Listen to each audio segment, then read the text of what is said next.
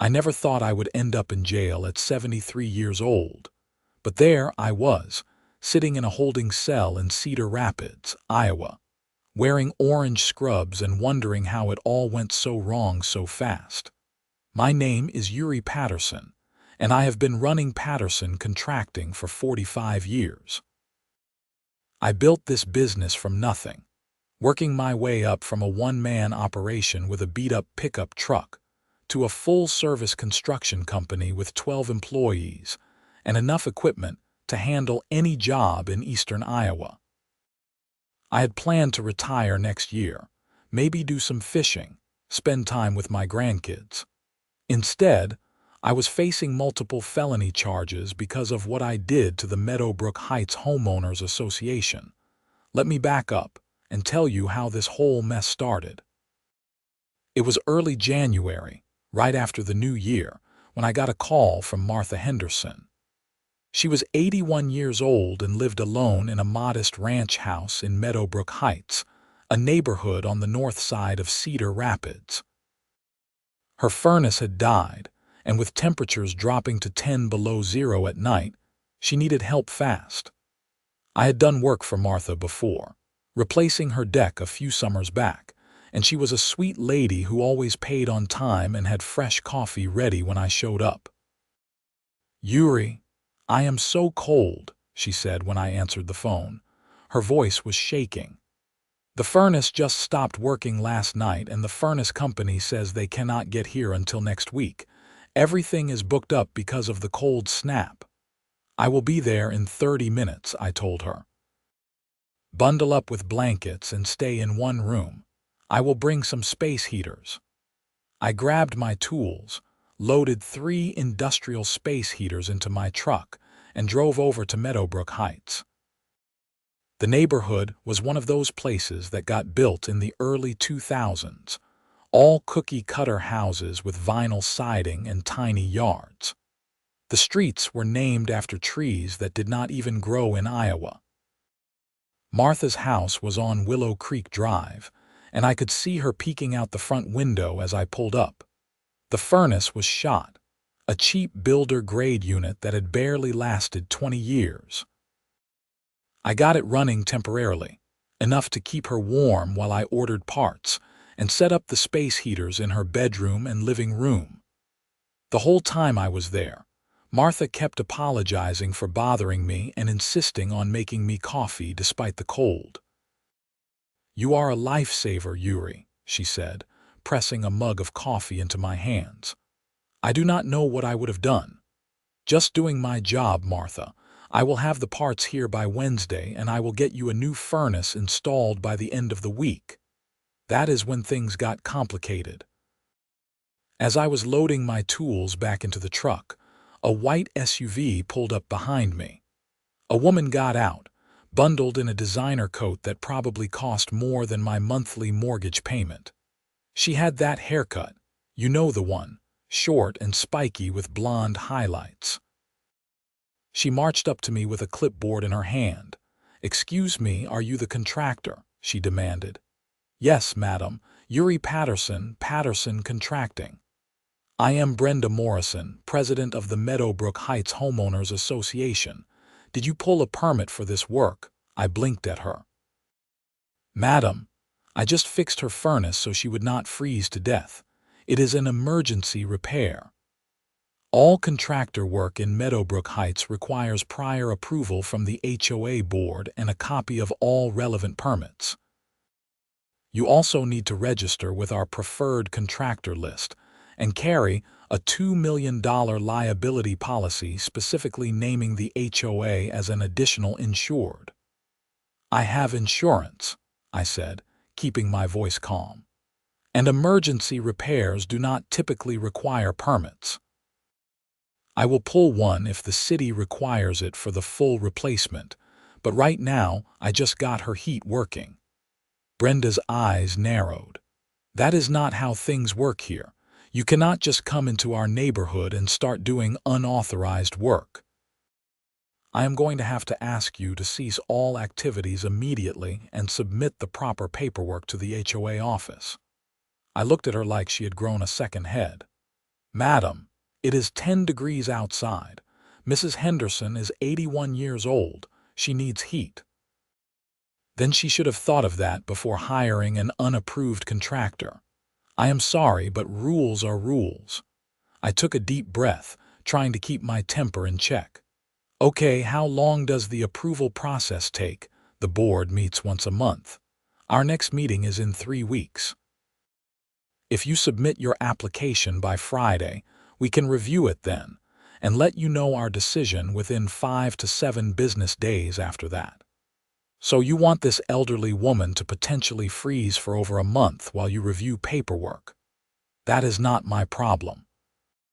She should have maintained her furnace properly, and she should have used an HOA-approved contractor. I wanted to tell Brenda exactly where she could shove her clipboard, but Martha was standing in the doorway, looking worried. I did not want to make trouble for her. "Fine," I said. "Where do I get the paperwork?" Brenda handed me a business card with the HOA office address on it. "We are open Monday through Friday, 9 to 3. There is a $50 application fee and a $200 review fee, both non-refundable." I drove to the HOA office that afternoon. It was a small building at the entrance to the neighborhood, right next to the community pool that was drained for winter. Inside, a younger woman sat at the front desk, typing on a computer.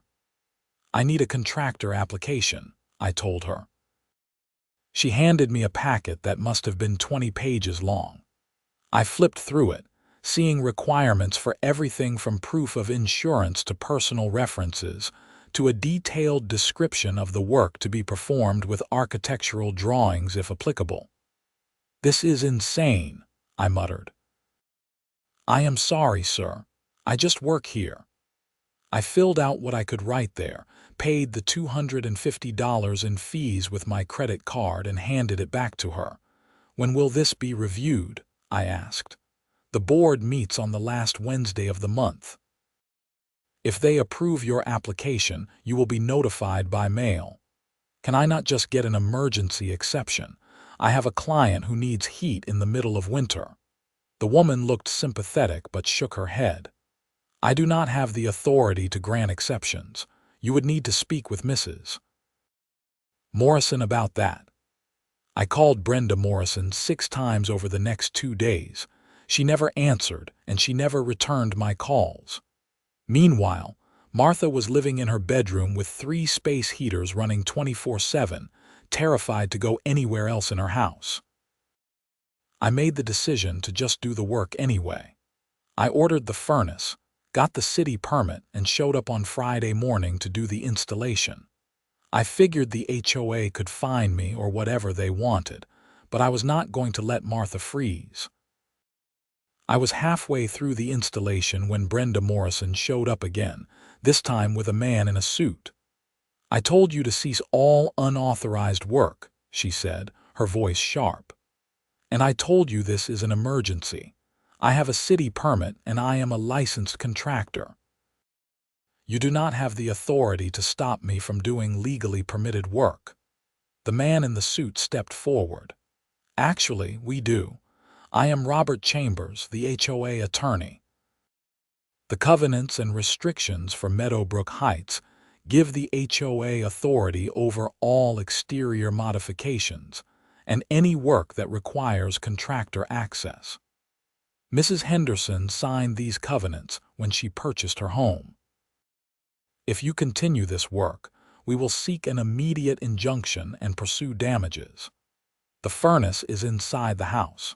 How is that an exterior modification? The exhaust vent goes through the exterior wall. That makes it an exterior modification requiring HOA approval." I could not believe what I was hearing. "You people are insane." "We are protecting property values and maintaining community standards," Brenda said. "If we let every homeowner hire any contractor they want without oversight, this neighborhood would turn into a slum." Martha had been listening from inside the house. She came to the door, wrapped in a blanket, looking small and frail. "Please," she said, her voice barely above a whisper. "I just need heat. I am so cold." Brenda would not even look at her. "Mrs. Henderson, you violated the HOA covenants. There will be a $500 fine for unauthorized contractor work. If this contractor continues, the fines will increase to $500 per day." Martha started crying. I put my hand on her shoulder. "It is okay," I told her. "Let me handle this." I walked over to Brenda and the attorney, getting close enough that they had to look up at me. I am 6'3" and spent 45 years hauling equipment and swinging hammers. I was not trying to intimidate them, but I was done being polite. "Let me make something very clear," I said, my voice low and steady. "I am going to finish this furnace installation. That woman is 81 years old and it is 10 degrees outside. When I am done, you can fine her, you can fine me, you can take me to court, I do not care. But I am not leaving her without heat." Robert the attorney opened his mouth to respond, but I cut him off. "And if anything happens to Martha, because you people delayed her getting heat, if she gets hypothermia, if she has a heart attack from the stress, if she trips and falls because she is trying to stay warm, I will personally make sure every news station in Iowa knows that the Meadowbrook Heights HOA left an 81-year-old woman to freeze because of paperwork." Brenda's face turned red. "Are you threatening us?" "No, madam. I am making you a promise." They left, but not before Brenda promised that this was not over. I finished the furnace installation, tested everything twice, and made sure Martha's house was warm and safe. She tried to pay me, but I told her to hold on to it until this was sorted out. "I am so sorry, Yuri," she said. "I never meant to cause you trouble." "You did not cause anything, Martha. Some people just have too much power and not enough sense." That should have been the end of it, but it was just the beginning. 2 weeks later, I got a call from another resident in Meadowbrook Heights. His name was Gerald Hoffman, 76 years old, and he had a burst pipe in his garage. The cold snap was continuing, with temperatures staying below zero for days at a time. Water pipes all over Cedar Rapids were freezing and bursting. "I called 3 plumbers, and nobody can get here for a week," Gerald said. "Martha Henderson gave me your number. She said you were good people." I knew I was walking into trouble, but I could not say no. Gerald's garage was flooding, and water was starting to seep into his house. I drove over, shut off the main water line, and assessed the damage. The pipe had burst in the wall, and I was going to need to cut out some drywall to fix it properly. "I have to warn you," I told Gerald. "The HOA here gave me hell about working on Martha's furnace. They might fine you for hiring me." Gerald waved his hand dismissively. "Let them try. I paid off this house 10 years ago. I am not going to let it flood because some busybody wants to play bureaucrat." I fixed the pipe that afternoon. It was a straightforward job, maybe 3 hours of work. I was packing up my tools when Brenda Morrison pulled up, like she had some kind of radar for unauthorized contractor work. "Mr. Patterson," she said, getting out of her SUV. "I thought we made it clear that you are not welcome in this neighborhood." "Mrs. Morrison, I thought we made it clear that I do not work for you. You are in violation of the HOA covenants and restrictions." "Mr. Hoffman, you are being fined $500 for unauthorized contractor work, plus an additional $500 for failing to submit a work request in advance." Gerald stepped out of his garage. "Brenda, my garage was flooding." "What was I supposed to do? Wait for your stupid board meeting? You should have used an approved contractor from our preferred vendor list. I called all 3 of them. None of them could get here for a week. That is not the HOA's problem." I watched this exchange, feeling my blood pressure rising. These people were unbelievable. "Mrs. Morrison," I said, keeping my voice level, "why do you care so much about who fixes what in this neighborhood? Is it a kickback scheme? Do you get money from the preferred contractors?" Her face went pale, then immediately flushed red. "That is slander. I could sue you for that." "It is only slander if it is not true." "So is it true?" "I am upholding the community standards that every homeowner agreed to when they moved here. If you have a problem with that, take it up with the board." Over the next 2 weeks, I got 5 more calls from Meadowbrook Heights residents. All of them were elderly. All of them had emergency repairs needed because of the brutal cold snap, and all of them had been unable to get help from the HOA's approved contractor list. I helped every single one of them.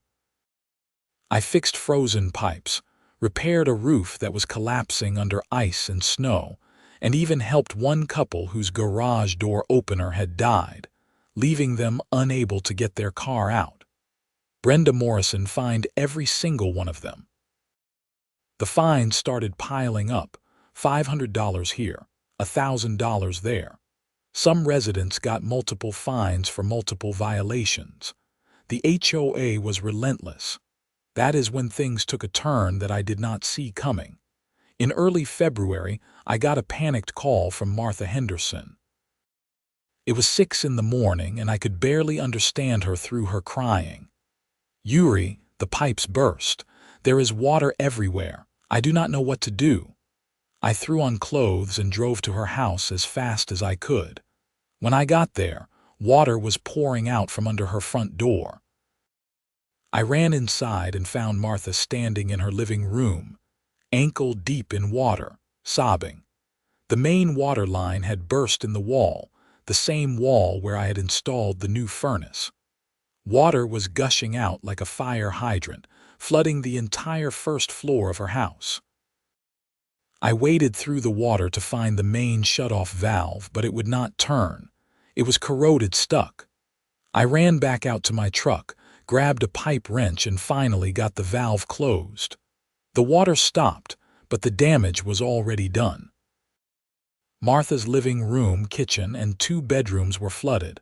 Her furniture was ruined, her carpet was soaked, and water was starting to drip through the ceiling into the basement. "Why did this happen?" Martha asked, still crying. "You just fixed everything." I looked at the burst pipe. The fracture was clean and in the middle of a straight section, not near any joints or fittings. I looked closer and felt my stomach drop. The pipe was frozen solid. "Martha, did the furnace stop working again?" She nodded, wiping her eyes. "Yesterday afternoon. It just shut off." I called the emergency number for the furnace company, but they said they could not get here until today. I used the space heaters again, but I guess it was not enough. I checked the furnace. Someone had shut off the gas supply line. Not accidentally, not because of a mechanical failure. The valve had been deliberately turned to the off position. "Martha, when was the last time you went down to the basement?" "Yesterday morning, I think. I had to get something from the freezer." "Has anyone else been in your house since then?" She thought about it. "The HOA inspector came by yesterday afternoon. Brenda sent him to check for code violations because of all the work you did. I let him in because I thought I had to. He was down in the basement for maybe 10 minutes. I felt anger building in my chest like I had never felt before. Someone from the HOA had sabotaged Martha's furnace, knowing that the pipes would freeze and burst. This was not just bureaucratic pettiness anymore. This was criminal. I called the Cedar Rapids Police Department and explained what happened. They sent an officer out, a young guy named Derek who looked like he had just graduated from the academy. He took notes and photos, but I could tell he thought I was just a paranoid old man. "So you think someone from the HOA intentionally shut off the gas to cause this flood?" He asked, not even trying to hide his skepticism. "I know how gas valves work. They do not turn themselves off, and the HOA inspector was the only person in this house between when the furnace was working and when it stopped. But you do not have any proof that he actually turned off the valve." "Who else would have done it?" the officer shrugged. "Maybe Mrs. Henderson accidentally turned it off herself, Or maybe it was faulty and shut off on its own. That is not how gas valves work. Look, sir, I will file a report, but without actual evidence of tampering, there is not much we can do. This sounds like a civil matter between you and the HOA. He left, and I wanted to punch a wall. Martha was standing in her flooded house, everything she owned damaged or ruined, and the cops were not going to do anything. I spent the rest of the day helping Martha salvage what we could and calling her insurance company. The insurance adjuster came out that afternoon, a middle-aged woman named Patricia who took one look at the damage and shook her head. "This is going to be a total loss on the first floor," she said. "We are looking at probably $80,000 in damages, maybe more. The good news is that you have coverage. The bad news is that there is going to be a fight about causation." "What do you mean?" Martha asked. "If the insurance company decides that this was caused by negligence or intentional acts, they might deny the claim. And with an HOA involved, things can get complicated." "The HOA sabotaged her furnace," I said. "That is what caused this." Patricia gave me a look that said she had heard it all before. "Can you prove that?" I could not, and that was the problem. Martha could not stay in her house. The water damage was too extensive, and mold was already starting to grow. I helped her pack some clothes and personal items, and she went to stay with her daughter in Marion, a town just north of Cedar Rapids. Before she left, she grabbed my hand with both of hers. "Yuri, I do not have money to pay you for all this work. The insurance might not even cover everything. I am so sorry. Martha, do not worry about paying me. You just focus on getting through this. But you spent all day here and the work on the furnace and now this. I mean it. Do not worry about the money." She hugged me, and I could feel her shaking. After Martha left, I sat in my truck outside her house and tried to figure out what to do. I was 63 years old, and I had been working construction my entire adult life. I had dealt with difficult clients, dishonest suppliers, lazy employees, and every kind of problem you could imagine. But I had never dealt with anything like this. The HOA was not just being difficult. They were actively hurting people. Elderly people who had lived in this neighborhood for years, who had paid off their mortgages and just wanted to live in peace. I made a decision that I knew I would probably regret, but I did not care anymore. I was going to find out exactly what Brenda Morrison and her HOA were up to, and I was going to stop them. I started by doing some research. HOAs in Iowa are governed by state law, and they have to follow certain rules. I spent hours at the Cedar Rapids Public Library, reading through Iowa Code Chapter 499B, which governs community associations.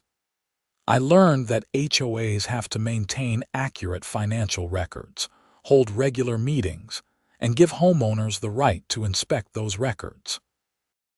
I also learned that HOA board members have a fiduciary duty to act in the best interest of the community, not themselves. The next day, I drove to the Meadowbrook Heights HOA office and asked to see the financial records. The receptionist, the same young woman who had helped me before, looked nervous. "I will need to check with Mrs. Morrison about that," she said. "You do not need to check with anyone. Iowa Code Section 499B.107 says that homeowners have the right to inspect association records. I am doing work for multiple homeowners in this neighborhood, and they have authorized me to review the records on their behalf." That was not exactly true, but she did not know that. I still need to check with Mrs. Morrison. She made a phone call, spoke quietly for a moment, then hung up. "Mrs. Morrison says you need to submit a written request and wait 10 business days for approval." That is not what the law says. The law says records must be made available for inspection within a reasonable time. I am here during business hours, making a reasonable request. Now, Are you going to let me see the records, or do I need to call the Iowa Attorney General's office? The receptionist looked like she was going to cry. Please, I just work here. I do not want to lose my job. I felt bad for her. This was not her fault. What is your name? I asked, softening my tone. Stephanie. Stephanie, I am not trying to make your life difficult, but there is something wrong going on here and I need to find out what it is. Can you help me? She looked around nervously, then lowered her voice. I have been working here for 6 months, and I have seen some things that do not seem right. Mrs. Morrison approves all the contracts for maintenance and repairs, and she always uses the same 3 companies. I heard her on the phone once, talking about a dinner reservation with someone from one of those companies, and she was laughing about how much money they made off the last project. Do you have any proof of that? No, but I can show you the financial records. I do not think Mrs. Morrison will actually let you see them, but I have access to the computer system. If you come back tomorrow morning at 8 before Mrs. Morrison gets here, I can print some things out for you. Why are you willing to help me? She looked down at her desk. My grandmother lives in this neighborhood. She got fined $500 last month because her mailbox was the wrong color. She is on a fixed income, and $500 is a lot of money for her. When she tried to appeal the fine, Mrs. Morrison denied it and added another $200 for filing a frivolous appeal. It just seems cruel. I thanked Stephanie and told her I would be back the next morning. At 7:55 the next day, I was waiting in my truck outside the HOA office. Stephanie pulled up at exactly 8, unlocked the door, and waved me inside. We have maybe 30 minutes before Mrs. Morrison gets here, she said, sitting down at her computer. She pulled up financial records going back 3 years and started printing. While the printer churned out page after page, she explained what I was looking at. This is the annual budget. You can see the line items for maintenance, repairs, landscaping, snow removal, pool service, all of that. Now look at these invoices. She showed me invoice after invoice from 3 companies: Premier Landscaping, Summit Snow Removal, and Apex Maintenance Services. The amounts were staggering. Premier Landscaping had charged the HOA $80,000 last year for basic lawn mowing and seasonal flowers. Summit Snow Removal had charged $60,000 for snow plowing during a winter that had less than average snowfall. Apex Maintenance had charged $40,000 to repaint the pool house, a building that was maybe 800 square feet. These numbers are insane, I said. I know. I used to work for a property management company, and these prices are at least double what they should be. She pulled up more records, showing that all 3 companies had the same business address, a small office building in Marion. She also showed me credit card statements for Brenda Morrison, paid for by the HOA, showing charges at expensive restaurants, a trip to Las Vegas, and purchases at high-end clothing stores. The HOA board is supposed to approve these expenses, Stephanie said. But Mrs. Morrison is the president, and the other 2 board members just rubber stamp whatever she wants. I have been to board meetings. They barely even look at the financial reports. I took the stack of papers Stephanie had printed and thanked her. You should look for a new job. When this comes out, things are going to get messy. I already have applications out. I cannot work here anymore knowing what is going on. I drove straight to a lawyer's office. His name was Thomas Wright, and he specialized in real estate and HOA disputes. I had worked on his house a few years back, building a deck and a pergola, and we had gotten along well.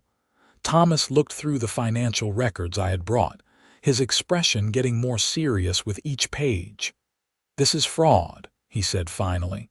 Clear-cut fraud.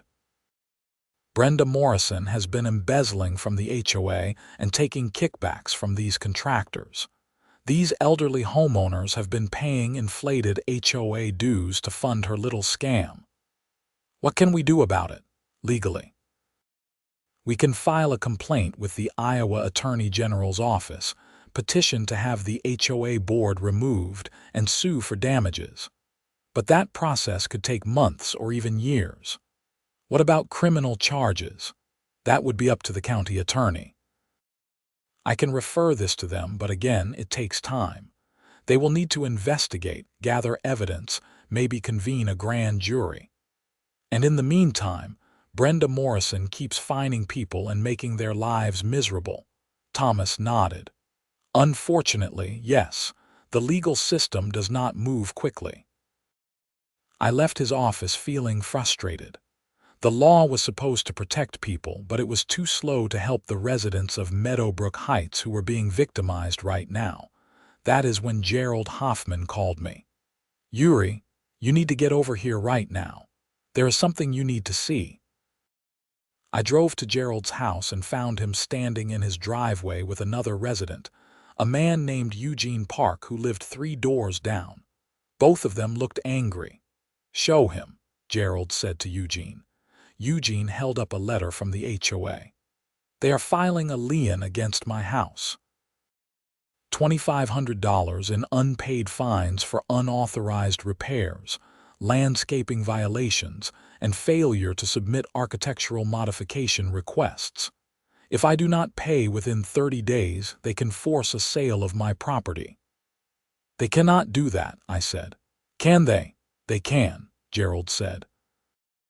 I looked it up. Iowa law allows HOAs to place liens and even foreclose on properties for unpaid assessments and fines. Eugene is not the only one. 6 other residents got the same letter today. This is insane. These people are stealing from the HOA, inflating their own budgets with fake expenses, and now they are trying to take people's homes. "It gets worse," Eugene said. "I talked to my neighbor, the one who lives next door to Brenda Morrison. He told me that Brenda does not even live in Meadowbrook Heights anymore. She moved out 6 months ago but kept her position as HOA president. She rents her house to college students now. How is she allowed to be president if she does not even live here? The HOA bylaws say board members have to be homeowners, but they do not say they have to live in the property. Brenda still owns the house, so technically she qualifies. I felt like I was in a bad movie. This could not be real, but it was real, and it was about to get even worse. The next day, I got a call from Martha Henderson.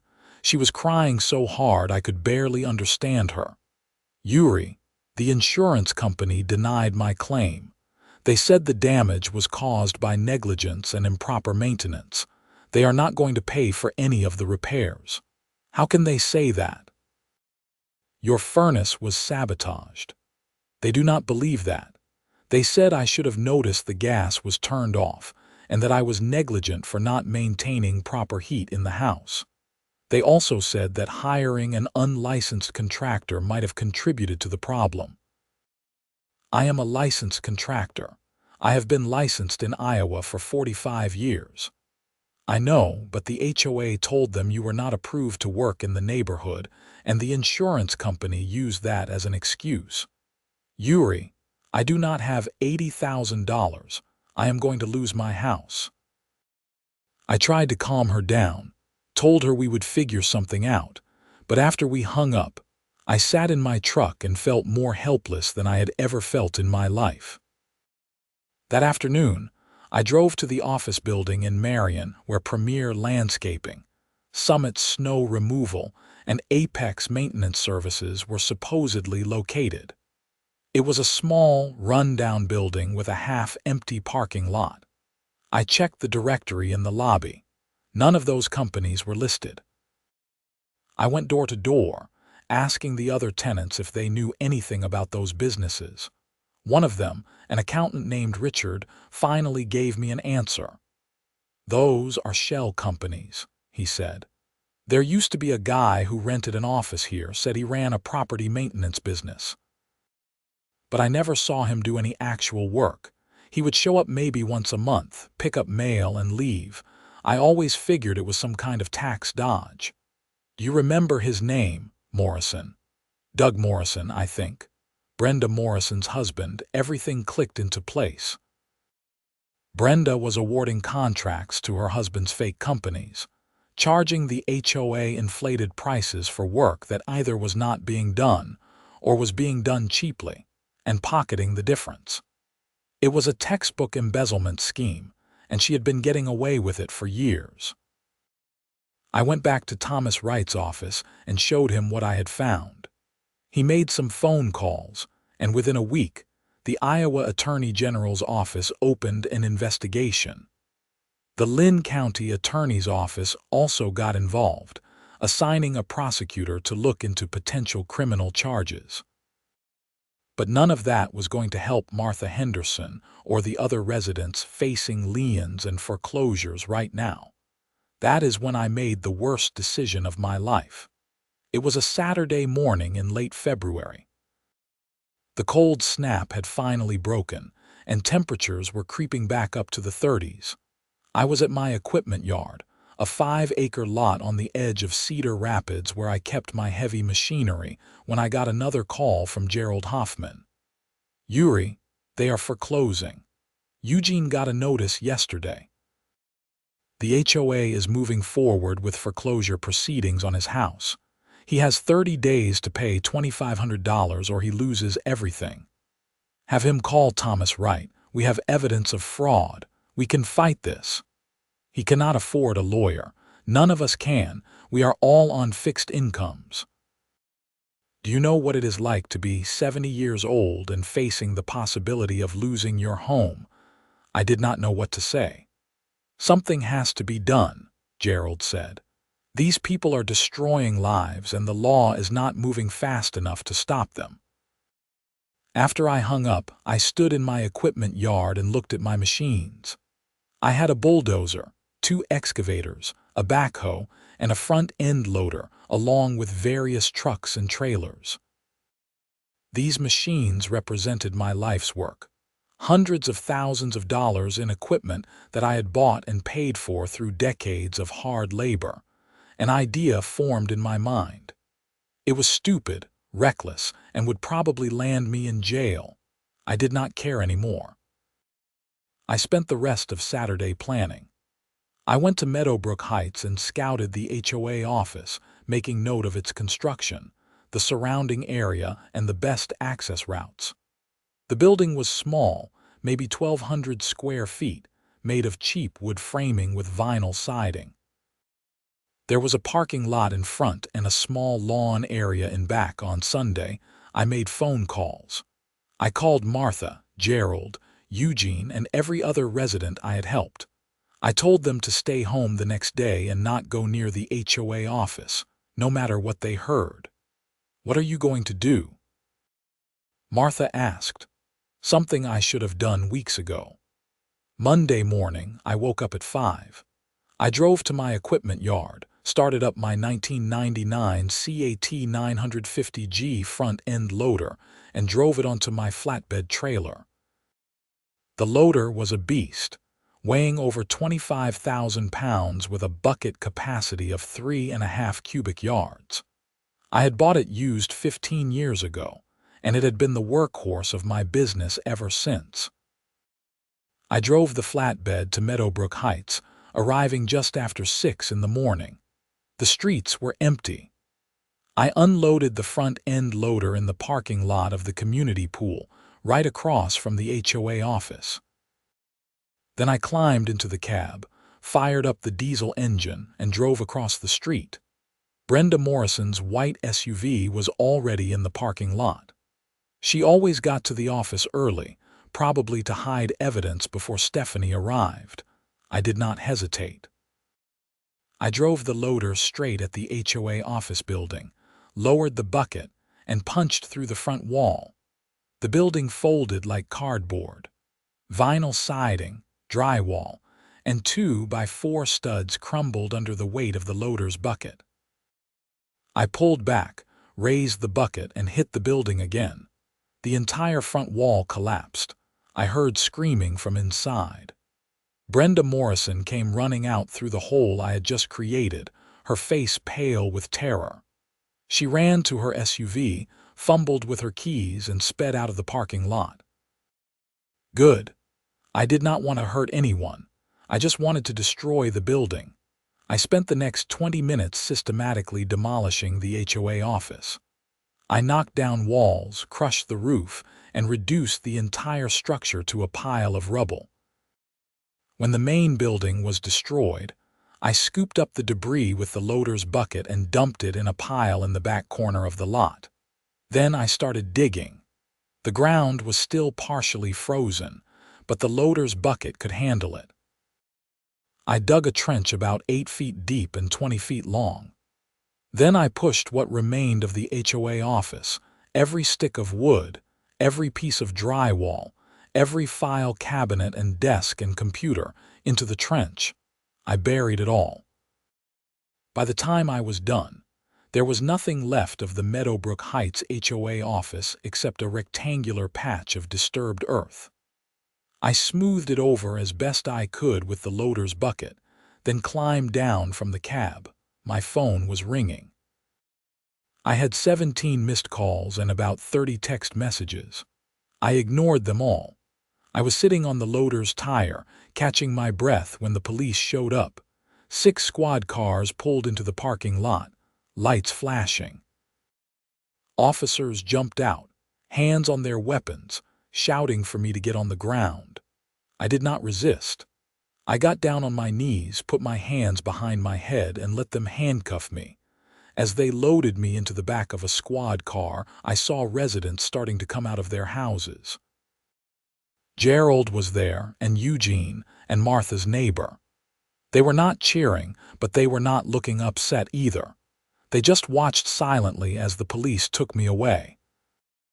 At the police station, I was booked on multiple charges: criminal mischief, trespassing, destruction of property, and something called unauthorized operation of heavy machinery in a residential zone. The total estimated damage to the HOA office was around $150,000. They put me in a holding cell, and I sat there for hours, waiting to see what would happen next. A detective came to interview me around noon. His name was Frank Morrison, which gave me a start until I realized he was no relation to Brenda. He was a heavy-set guy in his 50s with a no-nonsense attitude. "Mr. Patterson, do you want to tell me what that was all about this morning? I destroyed the HOA office." "I can see that. Why?" I told him everything. I told him about Martha Henderson's furnace being sabotaged, about the fraudulent contracts and embezzlement, about the liens and foreclosure threats. I told him that the legal system was moving too slowly and that people were getting hurt. Detective Morrison listened without interrupting. When I finished, he leaned back in his chair. "So you decided to take the law into your own hands." "I decided to stop people from losing their homes by committing multiple felonies." "Yes," he shook his head. "Mr. Patterson, I understand you were frustrated. But what you did was illegal, dangerous, and frankly stupid. You are looking at serious prison time. I know." Was it worth it? I thought about Martha Henderson, crying on the phone because her insurance denied her claim. I thought about Eugene Park, facing foreclosure at 73 years old after paying off his mortgage and living in his house for 20 years. I thought about all the other residents who had been victimized by Brenda Morrison's scam. "Yes," I said, "it was worth it." Detective Morrison left and I was alone again. Hours passed. I was given a sandwich and some water for dinner. The fluorescent lights in the cell hummed constantly, giving me a headache. Around 8 that evening, Thomas Wright showed up. The guards let him into the cell, and he sat down on the bench next to me. "Yuri, what the hell were you thinking?" "I was thinking that someone needed to do something." "So you destroyed a building with a front-end loader. Do you have any idea how much trouble you are in?" "I have a pretty good idea." Thomas ran his hand through his hair. Okay, here is where we are. The county attorney is charging you with first-degree criminal mischief, which is a Class C felony. You are looking at up to 10 years in prison and a $10,000 fine. There are also civil charges.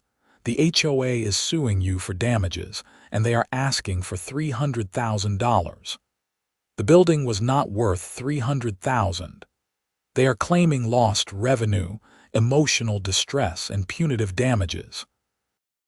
Brenda Morrison is also talking about filing personal charges against you for assault and terroristic threats. I never assaulted her or threatened her. She is claiming that driving the loader at the building while she was inside constitutes assault. And she is claiming that you threatened her when you confronted her about the contractor approvals. That is ridiculous. Maybe, but it is her word against yours. I leaned my head back against the concrete wall. So what do? I am working on getting you released on bail. The hearing is tomorrow morning. In the meantime, you need to keep your mouth shut. Do not talk to the police, do not talk to the media, do not talk to anyone except me. Understood? Understood. Thomas left, and I spent the night in the holding cell. I did not sleep much. The bench was hard, the cell was cold, and I could not stop replaying everything that had happened over the past 2 months. The bail hearing was at 9 the next morning. I was brought into the courtroom in handcuffs, wearing the orange jumpsuit they had given me. The judge was a stern-looking woman in her 60s named Judge Patricia Kellerman. The prosecutor, a young guy named David Chen, argued that I was a danger to the community and should be held without bail. He made me sound like some kind of vigilante maniac, tearing through a neighborhood with heavy machinery and terrorizing innocent people. Thomas countered that I had no criminal record, that I was a respected businessman in the community, and that I had strong ties to the area. He also pointed out that I had not hurt anyone, and that I had turned myself in peacefully when the police arrived. Judge Kellerman listened to both sides, then looked at me. Mr. Patterson, what you did was extraordinarily reckless and illegal. However, I am inclined to agree with your attorney that you do not pose a flight risk. Bail is set at $100,000. You are ordered to surrender your passport, stay within Lynn County, and have no contact with Brenda Morrison or any other members of the Meadowbrook Heights HOA board. Do you understand these conditions? Yes, Your Honor. My brother posted bail that afternoon, putting up his house as collateral. I was released just before 5 in the evening, more than 30 hours after I had been arrested. The first thing I did was go home and take a shower. The second thing I did was turn on the news. The story was everywhere. Contractor destroys HOA office in revenge attack was the headline on the local news website. They had helicopter footage of the demolished building and interviews with Brenda Morrison, who was playing the victim role to perfection. I was inside the building when he attacked, she said, dabbing at her eyes with a tissue. I feared for my life. This man is dangerous and unstable. The residents of Meadowbrook Heights deserve better than this kind of violence. But then the news interviewed some of the residents, and the story started to change. Gerald Hoffman was on camera, looking defiant. The HOA has been terrorizing this neighborhood for years. They fine people for ridiculous violations, they threaten foreclosure over petty disputes, and they do not listen to any concerns. What Yuri Patterson did was wrong, but I understand why he did it. Eugene Park was next. I am 73 years old, and the HOA is trying to take my house because I fixed a leaky pipe without their permission. Does that seem right to you? Then Martha Henderson spoke, her voice shaking but determined. My furnace was sabotaged. Someone from the HOA turned off my gas, and my pipes burst, and now my insurance will not cover it. I am going to lose everything. Yuri Patterson was trying to help me. He was trying to help all of us. The news station did some digging and found the story about the fraud investigation. Suddenly, the narrative was not about a crazy contractor attacking an HOA office. It was about elderly residents being victimized by a corrupt HOA board and a frustrated contractor who took drastic action. The story went viral. Within 2 days, it was on national news. Cable news shows were debating whether what I did was justified. Social media was full of people arguing about HOAs and property rights and vigilante justice. My phone would not stop ringing. Reporters wanted interviews. Random people wanted to express their support or condemn what I did. I ignored all of it. A week after my arrest, the Iowa Attorney General's office announced that they were filing criminal charges against Brenda Morrison and her husband Doug for fraud, embezzlement, and racketeering. The amounts were staggering. Over a 3-year period, they had stolen more than $400,000 from the Meadowbrook Heights HOA through inflated contracts, kickbacks, and fraudulent expenses. Brenda Morrison was arrested at her rental house. The news showed footage of her being led away in handcuffs, and I felt no satisfaction. I just felt tired. The other 2 HOA board members resigned immediately. A special election was held, and new board members were elected from the neighborhood residents. One of their first acts was to void all the fines that had been issued over the past 2 years, and drop the foreclosure proceedings against Eugene Park and the others. But I was still facing criminal charges, and the civil lawsuit from the HOA was still active. My trial was scheduled for June. Thomas Wright wanted me to plead guilty to a lesser charge in exchange for probation and restitution, but I refused. If I was going to face consequences for what I did, I wanted a jury to hear the whole story. The trial lasted 3 days. The prosecution presented their case first, showing photos of the destroyed HOA office and calling witnesses who described hearing the crash and seeing the front-end loader smashing through the building. They brought in an expert who testified about the cost of the damage and the danger I had created by operating heavy machinery in a residential area. Then, it was our turn. Thomas called Martha Henderson to the stand, and she told her story about the sabotaged furnace and the insurance denial. She cried when she talked about the possibility of losing her home. Gerald Hoffman testified about the unfair fines and the threats of foreclosure. Eugene Park talked about getting a lien notice for $2,500 over a broken pipe. We called Stephanie, the former HOA receptionist, who testified about the financial irregularities she had witnessed. We presented the evidence of the shell companies and the fraudulent contracts. Thomas also called an expert witness, a professor of community planning from the University of Iowa, who testified about HOA abuse and the lack of oversight in Iowa law. He explained how HOAs were supposed to serve the community but often became tools of oppression, particularly against elderly residents on fixed incomes. In his closing argument, Thomas did not deny what I had done. Instead, he argued that I had acted out of desperation and a sense of justice. Yuri Patterson is not a criminal, he said. He is a man who spent 45 years building a business, helping his community, and doing the right thing. When he saw elderly residents being victimized by a corrupt HOA, he tried to work within the system. He called the police. He hired a lawyer. He followed the rules. But the system was too slow and people were getting hurt, so he took action. Was it legal? No. Was it right? That is for you to decide. The prosecutor's closing argument focused on the rule of law. No matter how frustrated you are, no matter how justified you feel, you cannot take the law into your own hands. Mr. Patterson destroyed a building, created a dangerous situation and terrorized a neighborhood.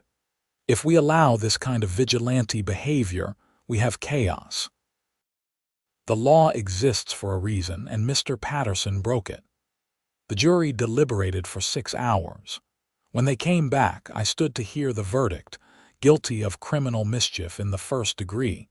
Judge Kellerman scheduled sentencing for 2 weeks later. I went home and waited. During those 2 weeks, something unexpected happened. A legal defense fund was set up by residents of Meadowbrook Heights to help pay for my legal bills. Donations poured in, not just from Cedar Rapids but from all over the country. People who had been victimized by their own HOAs sent money and letters of support. A petition was started, asking the governor of Iowa to pardon me. It got over 50,000 signatures. The day of my sentencing, the courtroom was packed. Martha Henderson was there, along with Gerald, Eugene, and dozens of other Meadowbrook Heights residents. My family was there. Even some reporters showed up, cameras ready. Judge Kellerman looked out at the crowd, then at me. "Mr. Patterson, I have been a judge for 23 years, and I have never seen a case quite like this. What you did was illegal. You destroyed property, you violated multiple laws, and you created a dangerous situation. Under normal circumstances, I would sentence you to prison time without hesitation." My heart sank. "However," she continued, "these are not normal circumstances. The evidence presented at trial shows that you were acting in defense of vulnerable members of your community who were being victimized by a corrupt organization.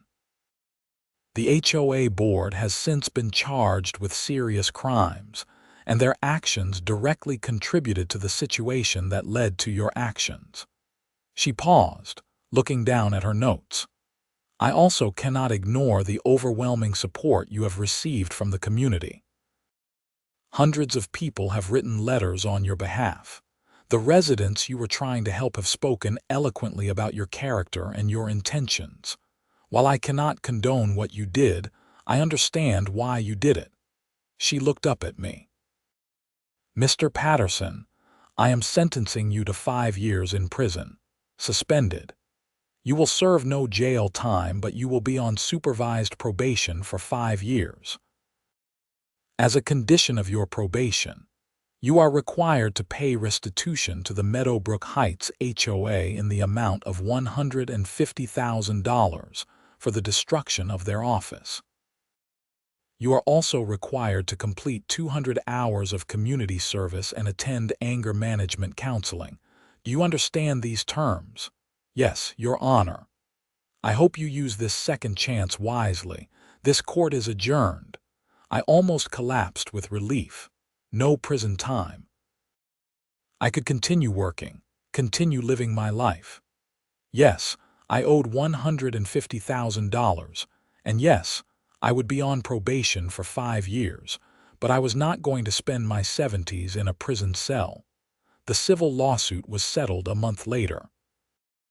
The new HOA board agreed to drop their claim for damages beyond the actual cost of rebuilding the office, which insurance covered. In exchange, I agreed not to sue them for malicious prosecution. Brenda Morrison and her husband Doug were tried separately. Brenda was convicted of fraud and embezzlement and sentenced to 8 years in federal prison. Doug pleaded guilty and got 6 years. They were also ordered to pay restitution to the HOA, though the amount they stole was far more than they would ever be able to repay.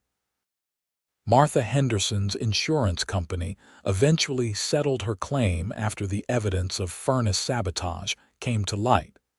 She was able to repair her house and move back in by the end of summer.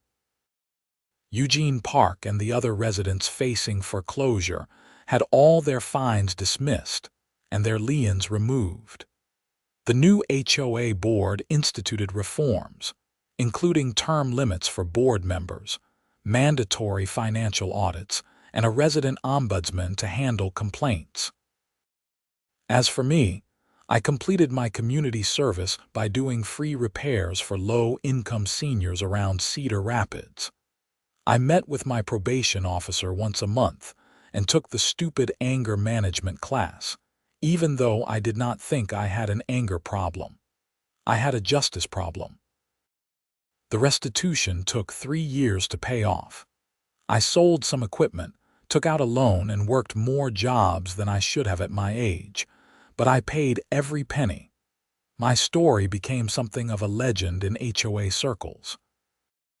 I got emails from people all over the country who were fighting their own HOA battles. Some wanted advice, some just wanted to share their stories, and some wanted to know where they could rent a front-end loader. I always told them the same thing: try the legal route first.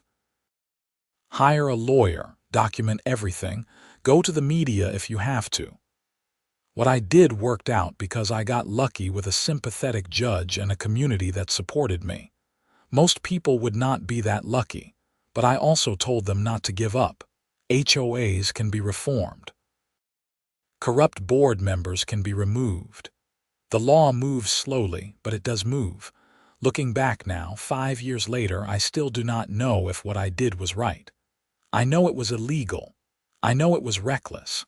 I know I put people at risk and destroyed property that did not belong to me. But I also know that Brenda Morrison was never going to stop victimizing those residents until someone made her stop. The legal system eventually caught up with her, but it might have been too late for Eugene Park or Martha Henderson or any of the others. Sometimes when the system fails, ordinary people have to take extraordinary action. That does not make it legal, and it does not mean there will not be consequences. But sometimes it is necessary. I am 78 years old now. I finally retired last year, sold my business to one of my former employees, and I spend my time fishing and watching my grandkids play baseball. I still live in Cedar Rapids, still drive past Meadowbrook Heights sometimes and see the new HOA office they built where I buried the old one. The residents wave when they see my truck. Some of them still call me to ask for advice on home repairs, even though I am retired. Martha Henderson sends me a Christmas card every year with a photo of her smiling in front of her house. I do not regret what I did. I paid the price, served my time, and made things right the best I could. The residents of Meadowbrook Heights are better off now than they were before I drove that loader through the HOA office, and that is what matters. Would I do it again if I had to? Probably not. I am too old and too tired for that kind of drama, but I am glad I did it when I did. Sometimes you have to stand up for what is right, even when the law says you are wrong. That is the only way things ever change.